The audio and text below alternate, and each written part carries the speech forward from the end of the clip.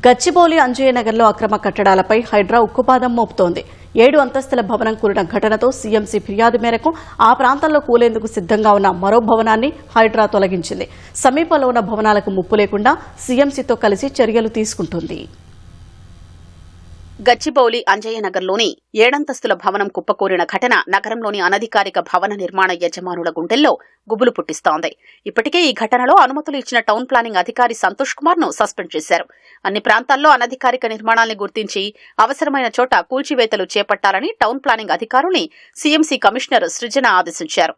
అలాగే అక్రమ నిర్మాణాలపై హైడ్రాకు ఫిర్యాదు చేశారు. సీఎంసీ కమిషనర్ ఫిర్యాదుకు స్పందించిన హైడ్రా అంజయ్యనగర్లో కూలిన 7 అంతస్తుల భవన శిథిలాల్ని తొలగించడంతో పాటు దెబ్బతిన్న సమీపంలోని ఓ భవనాన్ని కూల్చివేసింది.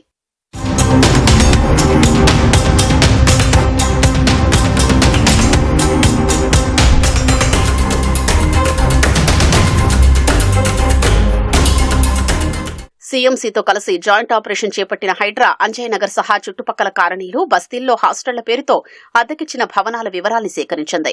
వాటి అనుమతులు, నిర్మాణదారుల వివరాల్ని సేకరించింది. అలాగే సాజిద్ భవనం కూలిన సమయంలో దెబ్బతిన్న ఇతర భవనాల్ని పరిశీలించిన హైడ్రా పక్కనే ఉన్న భవనాలపై ప్రభావం పడకుండా హైడ్రా చర్యలు తీసుకుంటోంది.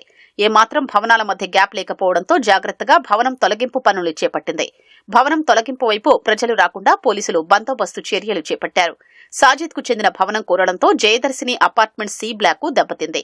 దాన్ని తొలగిస్తున్న క్రమంలో ప్రమాదం జరిగే అవకాశమున్న స్టెర్లింగ్ వైట్ ఫీల్డ్ అపార్ట్మెంట్ నివాసితుల్ని ఖాళీ చేయించారు.